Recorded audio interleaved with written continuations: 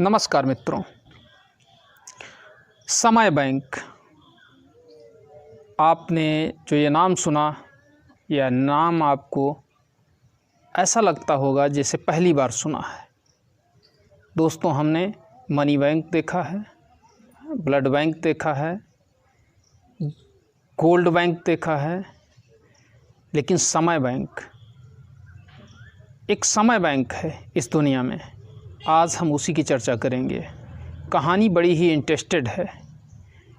कहानी की शुरुआत होती है एक छात्रा से, जो छात्रा स्विट्ज़रलैंड में पढ़ाई कर रही होती है। जब मेरी उससे भेंट होती है तो वह समय बैंक के बारे में बताती है। आइए उसी की ज़ुबानी में हम जानते हैं कि क्या है समय बैंक। समय बैंक के बारे में बताते हुए वो छात्रा कहती है कि जब मैं स्विट्ज़रलैंड में स्टडी करने के लिए गई तो मुझे एक रूम लेना पड़ा, और रूम मैंने जिस मकान में लिया था उस मकान की मकान मालकिन, जिसका नाम क्रिस्टीना था। क्रिस्टीना 67 वर्षीय एक सेवानिवृत्त महिला थी, जो कि इकलौती उस मकान में रहती थी। क्रिस्टीना के मकान में ही छात्रा को रहने के लिए रूम मिल गया और वह उसी में रहकर अपनी पढ़ाई करने लगी। छात्रा प्रतिदिन स्कूल जाती थी और स्कूल जाने के बाद वापस आती थी। इसी बीच उसने नोटिस किया कि उसकी जो मकान मालकिन क्रिस्टीना है, वह 2 घंटे के लिए बाहर जाती है। तो उसने सोचा किसी काम से जाती होंगी, और स्विट्ज़रलैंड एक फ्रैंक कंट्री है जहाँ महिला और पुरुष लगभग में बराबर हैं। तो उसने इस पर विशेष गौर नहीं किया। समय गुजरता जा रहा था। एक दिन उसके पास एक दूसरा एकल वृद्ध आया, जिसकी उम्र 87 वर्ष के करीब होगी, और उसने देखा कि वह महिला उसकी सेवा कर रही है। जब उसको देखा, चूँकि पहले मकान में कोई दूसरा नहीं था, तो उसने उससे परिचय जानना चाहा। तो क्रिस्टीना, जो कि उनकी मकान मालकिन थी, उसने कहा कि यह वृद्ध हैं और हम इनकी सेवा करते हैं। इनकी सेवा में जो हम समय देंगे वह समय हमारी समय बैंक में जुड़ जाएगा।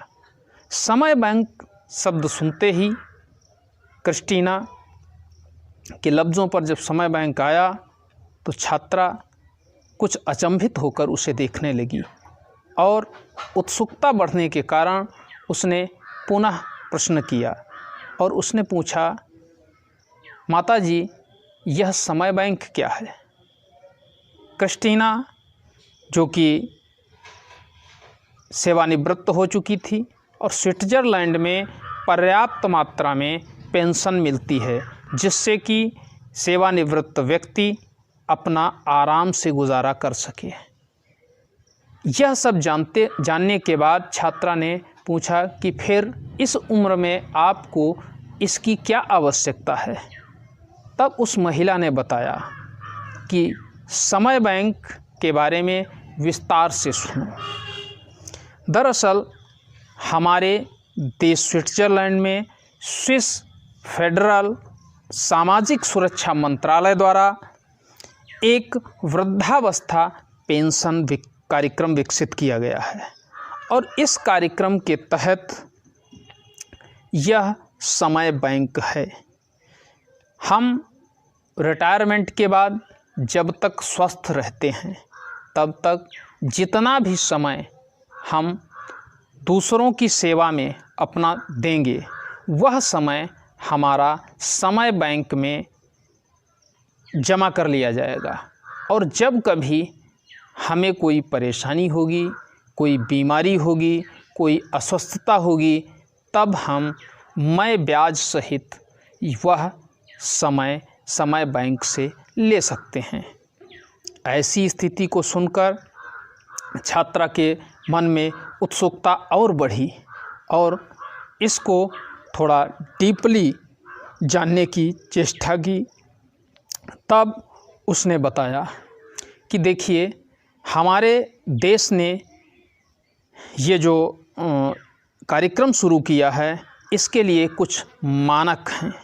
मानक यह हैं कि सेवानिवृत्ति के बाद यदि आप इस कार्यक्रम में सदस्यता लेना चाहते हैं तो आवेदन करने से पहले आवेदक स्वस्थ होना चाहिए, वह संवाद करने में निपुण होना चाहिए और अच्छा होना चाहिए का मतलब है उसके जो आचार विचार हैं, व्यवहार है, वह प्यार से भरा होना चाहिए। सामने वाले को विनम्रता दिखनी चाहिए, साथ ही साथ एक लगाव भी उसमें झलकना चाहिए, जिससे कि सामने वाले को ये एहसास हो सके कि वह हमारा अपना है। अब ये तो चलो आवेदन के समय की प्रक्रिया थी। फिर छात्रा ने पूछा आगे करना क्या होता है। तब उसने बताया कि यह एक स्वयंसेवी संस्था है और इस स्वयंसेवी संस्था में हम एक बुज़ुर्ग को जो कि अस्वस्थ होता है, उसे सहारे की आवश्यकता होती है, हम उसको सहारा प्रदान करते हैं। साथ ही साथ सहारे में उसकी शॉपिंग करवानी होती है, उसकी केयर करनी होती है, उसको प्रसन्न रखने के लिए उससे बातें करनी होती हैं, उसको बाहर ले जाकर धूप सेकवानी होती है, उसकी जो मन मस्तिष्क में एक ग्लानि बन जाती है कि हम कमज़ोर हैं, उसको निकालना होता है और उसे ऐसा लगना चाहिए कि सामने वाला हमारा सहयोगी है। ये जब स्थितियाँ उसके साथ बनती हैं, हमारा एक मधुर संबंध हो जाना चाहिए, जिससे कि वह आने वाली जिस पीड़ा से वह ग्रसित है, उस पीड़ा से शीघ्रातिशीघ्र निकल जाता है। अब चूँकि मैं रिटायरमेंट ले चुकी हूँ और अभी स्वस्थ हूँ, इसलिए मैं सप्ताह में 2 दिन के जो घंटे होते हैं वह निर्धारित हैं। 5 घंटे मैं सप्ताह में 10 घंटे ब्लड बैंक को समय बैंक को देती हूँ और समय बैंक एक खाता निर्धारित करता है और वो खाता तब बनता है जब हमारी सेवा को 1 वर्ष पूरा हो जाता है।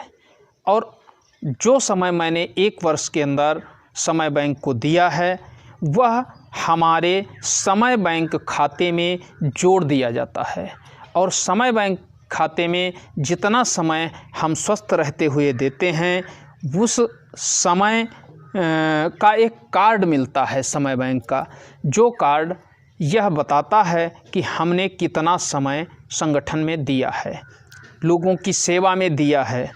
और जब हमें कोई आपत्ति आती है तब समय बैंक अपनी तरफ से स्वयंसेवक भेजता है, जो स्वयंसेवक भी मेरी ही तरह होगा और वह भी हमें ट्रीटमेंट कराएगा, हमारा साथ साथ हमारे साथ रहेगा, हमारी सारी केयर करेगा। ये स्थितियां सतत चलने वाली हैं। अब इसके बारे में जब पता चला तो छात्रा ने पूछा कि जो समय आप दे देती हैं उसका ब्याज भी मिलता है। तो उस क्रिस्टीना नामक महिला ने बताया कि हाँ, जो समय आपने संगठन को दिया होता है उसका मैं ब्याज सहित आपको मिलता है। पता नहीं कब जीवन में कैसा परिवर्तन आ जाए, कैसा मोड़ आ जाए, कैसी दुर्घटना हो जाए और उस दुर्घटना में हमारे साथ कौन खड़ा होगा, यह संस्था हमारे साथ कोई न कोई ऐसा स्वयंसेवक खड़ा करती है जिससे कि मुझे ये एहसास नहीं होता है कि मैं अकेली हूँ, मैं दुखी हूँ। खैर, इसको जानकर छात्रा अत्यंत प्रसन्न हुई। फिर वह समय गुजरने लगा। एक दिन छात्रा जब अपने स्कूल में थी तभी उसे फ़ोन आता है मकान मालकिन क्रिस्टीना का, और वह कहती हैं कि मैं स्टूल से गिर चुकी हूँ, मेरा टखना टूट गया है, इसलिए जब आना तो अपनी चाबी से मकान खोल लेना। ये सुनकर छात्रा अचंभित होती है कि उसे महिला की मदद करनी चाहिए। वह क्लास करने के बाद सीधे घर पर आती है और जब घर पर आती है तो मकान मालकिन वहाँ नहीं होती हैं। तब वह पुनः मकान मालकिन को फ़ोन करती है तो पता चलता है कि पास के ही हॉस्पिटल में वह मकान मालकिन वहाँ पर एडमिट है। छात्रा आवाज़ से हॉस्पिटल जाती है और हॉस्पिटल में जब मकान मालकिन से मिलती है तो उनके साथ एक स्टाफ नर्स होता है।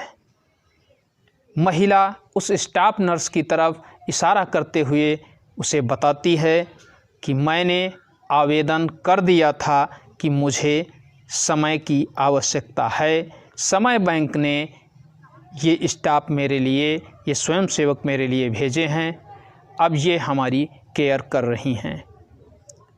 छात्रा उनको देखती है, उस स्वयंसेवक के अंदर ऐसा अपनापन दिखाई देता है, इतनी ज़्यादा सौम्यता नज़र आती है कि लगता है जैसे वह एक दूसरे को वर्षों से जानते हों, एक दूसरे को पहचानते हों। उनकी सारी केयर वह स्टाफ नर्स करती है। लड़की घर आती है, सोचती है काश ऐसा हमारे भारत में भी होता। 2-4-6 दिन के बाद क्रिस्टीना ठीक हो कर के पुनः अपने घर वापस आ जाती है।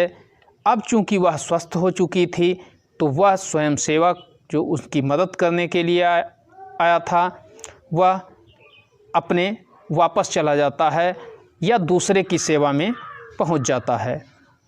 2-4 दिन बाद क्रिस्टीना पुनः सेवा के लिए कहती है मैं स्वस्थ हूँ, और पुनः सेवा के लिए कुछ घंटे देने के लिए संस्था में जाती है। ये जो स्थिति थी ये स्विट्ज़रलैंड में ही नहीं थी, ये स्थिति भारत में भी प्राचीन समय से चली आ रही है।